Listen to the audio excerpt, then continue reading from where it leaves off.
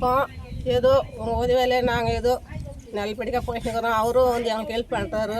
படிக்கிறதுக்கு ஏதோ புக்கு பேனா இதை துணி பண்ணி கொடுத்துருவோம். பசங்களுக்கும் சாப்பாடு எப்படி பண்ணுறாரு. வாரம் வாரம் வந்து பார்க்கணுங்கிறாரு. எங்களுக்கு ரொம்ப நன்றி. அவங்கள பார்த்து நாங்கள் பாராட்டுறோம். எங்களுக்கு எவ்வளோ ஹெல்ப் பண்ணிக்கிறாரு.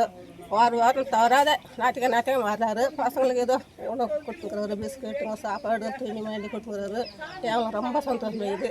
அது மாதிரி வராரு. நாங்களும் அவர் கையெழுத்து கும்பிட்றோம். ஏன்னா அந்த மாதிரி எங்களுக்கு எல்லாத்துங்களுக்கும் ஏதோ ஹெல்ப் பண்ணுறாரு. அவராக நாங்கள் பார்த்துனாங்க வரோம். ஏதோ எல்லாத்துக்கும் பாட்டையும் கொடுத்துக்கிறாரு. வீடு முடிக்கிறதுக்கு பாட்டையும் கொடுத்துக்கிறாரு. பாட்டு தான் பார்த்துக்கிறோம். முடிச்சுங்கள நாங்கள் வாழ்ந்துக்கிறோம். அவர் நல்லா தான் போகிறோம். என் பிள்ளைங்களுக்கு நல்ல நேரத்துக்கு சொல்கிறோம். அவருக்கும் நன்றி சொல்கிறோம். நாங்கள் வந்து போகிறது வரைக்கும் ஆகிப்போகுதுங்க. எங்களுக்கு கரெக்ட் வசதி இல்லை. பசங்க படிக்கிறதுக்கு வசதி கிடையாது. எப்போ ஏதோ ஒரு சார் வந்து போகிறதுக்கு எங்களுக்கு கொஞ்சம் ஹெல்ப் பண்ணிக்கிறாரு. அதே மாதிரி ஹெல்ப் பண்ண போகிறோம். அவர் கையெழுத்து கும்பிட்றான்னு சொல்லிட்டு நாங்கள் வாழ்ந்துட்டு இருக்கிறோம்.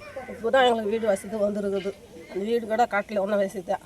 போய் சேர்ந்து போகிறோம். இன்னும் 1 வருஷம் ஆகும், 2 வருஷமாக எங்களுக்கு தெரியாது. நிற்கிறதுக்கு இடமில்லாத வசதி இல்லாத. சரிம்மா, கவலைப்படாதீங்க.